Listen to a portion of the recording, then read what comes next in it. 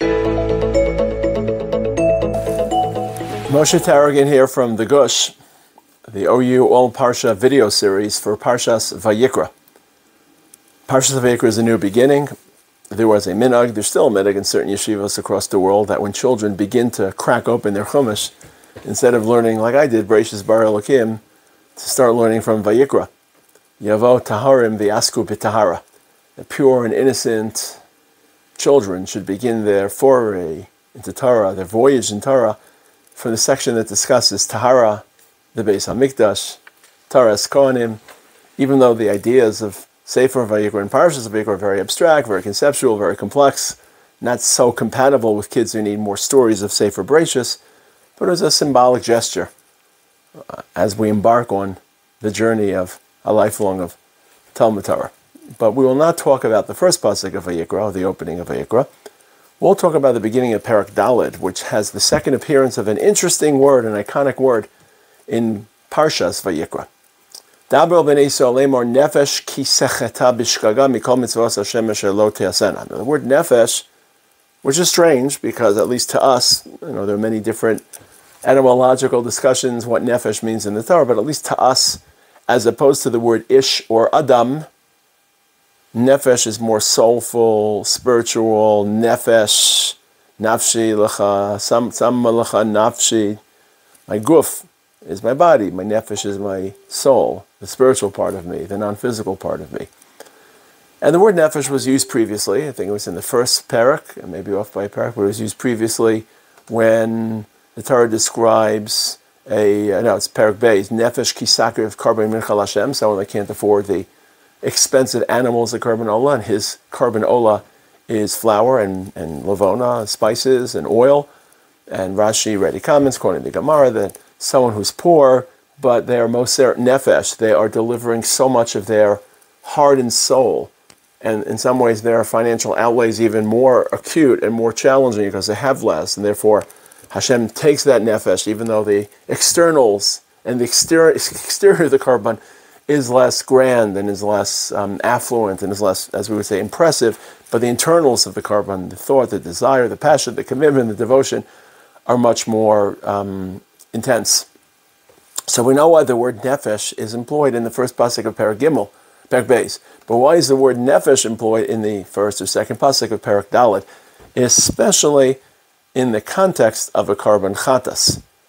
Because isn't a Karban Chatas in response to a sin? And aren't sins a product of the physical, fleshly desires of your body rather than the transcendent spiritual interests of your nefesh? Shouldn't this parsha be the parsha that begins with a word such as ish ki yechata or adam ki yechata? Why does the parsha describing chait begin with the word nefesh? Isn't chait unrelated to nefesh? So Chazal sensed this, and they drew a mashal, told a nice story. Last week, Parshas Pekudei, I told the story of Aaron. Let's tell the story of the Medrash. I don't have the Medrash in front of me, so I don't know who quoted this Medrash, but it's like a king who appoints, designates, requests two people to watch his orchard. One is lame and one is blind. And he wants them to be the watchmen. And when the king returns, he realizes that some of the fruit has been stolen, but not by an outsider, but it's an inside job.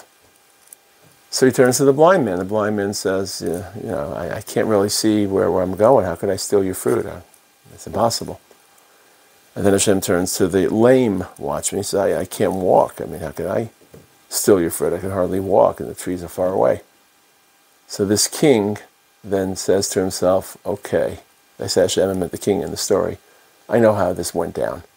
The blind person probably took the lame person on his shoulders by piggyback, and the lame person directed the blind person where to walk and find the fruit. So the blind one provided the legs, and the lame person provided the ways, navigation, and together Google Maps, they got to the fruit, and they stole it and ate it and enjoyed it. So, you know what I'll do? I will reassemble this unholy alliance matched in hell, and I will put the lame person back on top of the blind person and punish you like that, because that's the hybrid, that's the horse by committee that was responsible and complicit in this crime. What's the mashal? So the mashal is Hashem confronts a human being, Melech Malachei HaMelachim confronts a human being after a person dies. And the body lays the blame for the sin upon the spirit. Body says, look, when the spirit left me, I've just been here in the grave. I have no desires, I have no capability, I can't move, I'm just in the grave. So it's not my fault, the body, it's this immortal spirit that infused me with animation, animated me with life. And then Hashem turns to the nefesh and says, well, why did you sin? The nefesh says, look, I'm pure, I'm in Shemayim now. Ever since I've left the body, I don't have any desires. And Hashem says, well, it must be the two of you together. And when he punishes, at least according to this medrash, he reconstitutes the body and the soul, the nefesh and the guf, and he punishes them as one integrated unit. What's the message of this medrash? And that's why the Torah writes the word nefesh, just to refute or debunk any notion that a sin is solely the responsibility of a guf. The nefesh also has a role in sin. So I think that there are two layers to this medrash. One layer is the pathology and the anatomy of sin, and one is something a little more broad about how we experience religion, and do we dichotomize or do we unify and fuse? So first about sin. It's hard to uncover the roots of sin. It's much easier to take Tylenol or Acamol, and for the Israelis listening, and deal with the symptoms. But it's like pulling roots out from the ground. If they're deeply rooted in our subconscious and you just pull them out without fully uprooting the roots, they'll probably grow back. And the point is, even if you take out the roots, they'll probably grow somewhere else. And the real way to deal with sin is to identify the psychological underpinnings of sin, which may be very, very different than the manifestation of sin. There may be a totally different reason. You feel insecure, you feel cheated, you feel angry, you have a relationship issue, you have fears, you have whatever they are, and then how do they express themselves in, I don't want to mention sins, but whatever sins we constantly fall into. What's the correlation between the psychological root? And it takes us a long time to understand our own psychology and our own, to arrive at self-awareness and to create that mapping. It's like a psychological mapping, and then how does it manifest itself? And Ya'azov Rasha Darkov Yeshav and Machshavosav. You have to try to avoid not just the chait, but the road, the psychological road or route that leads to chait. And it's very, very common that the psychological infrastructure or the foundation of a chait is spiritual, psychological, emotional, not physical. Because when our physical bodies are asleep and our psychology has been put to rest, except for whatever comes out in our dreams, our bodies aren't attracted to sin. When we die, our bodies lay in the grave. So there's a deep psychology that's wrapped up in our soul that has needs, and that it erupts, or it is evoked or invoked or evoked by the body taking certain forbidden or illicit experiences. So a lot has to do with how we conduct teshuvah, how we self-examine, how we self-introspect, how we self-improve, and rather than just dividing, well, why does my body need this? No, it's not about your body. Why does your personality have this need, and how can you remap yourself? Or in some cases, you can't remap yourself, but just live with those realities. Sometimes if you know the realities that you live with and the pressures that you're under, just by putting language to them and clarity to them, they're easier to deal with. They're less frightening. They become part of your life, and you know that you're going to have these elements in your life, and you're prepared for them, and you're not overwhelmed by them, and you've lent clarity, and you've concretized them, and you live with them, or you find healthy outlets. So there's a mini or micro message about chait not being a product of the guf, but being a product of the symbiosis and synthetic fusion of guf and nefesh. And when we address chait, and the Torah here is addressing chait by listing this is the introduction to Korban Chatas. It happens to be the Korban Chatas of the Kohen Gadol, but it's the introduction to the general section of chait. The Torah employs a word to remind us that it isn't a guf-oriented or solely a guf-oriented experience. But there's something much, much larger at play behind this medrash, and something even larger to the larger. The larger issue is Do we divide our lives into body and soul? Forget sin for a moment. Put it on the side. Our experiences, our mitzvot, our aveirot, which I talked about before, but even our mitzvot. Malachim don't perform mitzvot. Souls don't perform mitzvot. There's no mitzvah in Shemayim. The only experience in Shemayim from this world is Talmud Torah. When a person dies, nafsa chavshi min mitzvot. And every mitzvah requires a body to perform it, or at least a mind, so at least a mental thought to perform mitzvahs of emunah. But let's focus on the overwhelming majority of mitzvahs that are mitzvahs masiyos and lavim that are lavim masiyim, avoiding or participating in certain events. And do we view our world, not just our bodies, what we talked about before is our bodies, and we're talking now is about our bodies, but larger, do we view our world as divided into two different realms, the realms of the holy and the sacred, the kadosh realm and the forget the Tamei realm. Let's talk about a person who has no tum in their lives, as there were. But a complete whole realm without any relation. We create this dichotomy. Or we try to live integrated lives of Shavisi Hashem L'Negdi Summit, realizing that the volume sometimes is deeper, and the pitch is deeper, and the experience is more solitary and more, sort of looking for, unadorned by or undecorated by the largesse of life. But we try to reach this one frequency that runs through all of our lives. I'll tell you what I think about this a lot, and then I'll try to expand it a little bit. Sometimes we hear these terms, in my opinion, being used too frequently and creating walls that are too high and that create bifurcation and compartmentalization that blocks fusion and synthesis. And it's this very facile, simple division of the world into ruchnius and gashmius, and ruchnius and gashmius. Now, they come from Sfarim, they didn't come from nowhere, and they are mile markers or they're reference points. But I think they've become modalities, and they've become modalities in which we divide our experience into ruchnius and into gashmius. And maybe there are people that do live life that way, and if you ask them at any given moment, are you now involved in ruchnius? They'll say yes, but my gashmius is very, very suppressed. And now I'm involved in gashmius, and my ruchnius is sidelined. But I certainly don't live my life that way. I try to be an Oved Hashem as best as I can, with whatever strength I have, as long as I can, and it just takes different form. If I'm in the base matter, it expresses itself through Talmud Torah.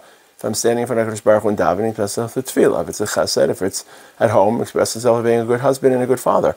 And I don't feel as if I'm going to a phone booth and turning from Clark Kent into Superman and taking on a completely different identity. And I think it can lead to sporadicization of religion, where religion becomes little pockets, and the spaces in between the pockets, don't really have any meaning. They're just neutralized, or they're just pauses rather than part of the process. And I think sometimes the radicalization of that sporadicalization of religion, when it becomes radicalized, it could be schizophrenia, where there are people who can be very religious and pious in very distinct religious holy settings, but when they're not in those settings, they can commit terrible crimes or act in ways that aren't in concert and aren't reflective of what a religious person should be. And the danger of integration, of course, is that everything just becomes flatline. I call it the pancake effect, where Tikkun Olam, let's say, becomes similar to Talmud Torah. Tikkun Olam is important, but it's not like Talmud Torah. Talmud Torah is me talking directly with Ribono Shalom, who gave me his will.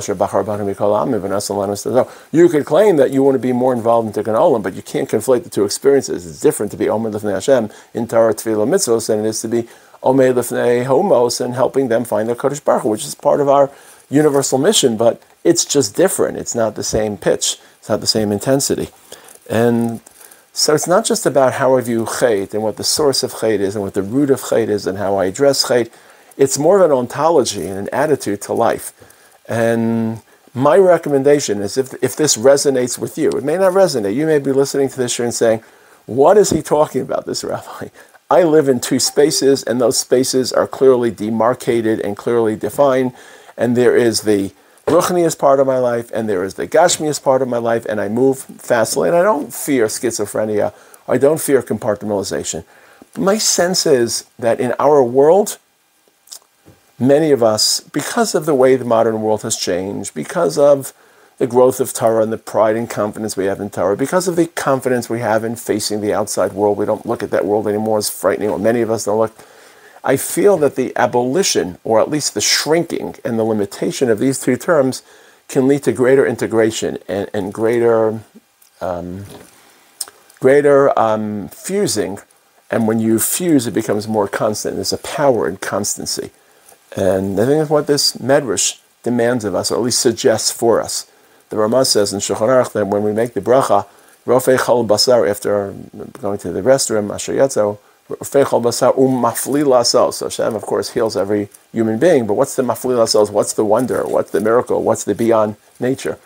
And the Ramah says this: Hashem takes an immortal, non-physical soul and fuses it and merges it with the physical body to the point that they're almost indistinguishable. And until someone points it out to you, like, what do you feel right now listening to the shir? Is it the Ruchnius part of you that's listening, or the Gashmius part of you? Well, you didn't have ears and an auditory nerve and a brain that can process, you will be listening. And I think, hopefully you're listening. You're probably watching ESPN on the side. But assuming you're listening to the shir, I hope.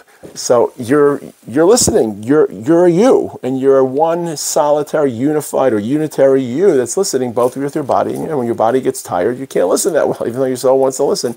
You just don't have the capacity and the strength. And Hashem took those two very different and distinct items and molded them into one indistinguishable, indivisible part.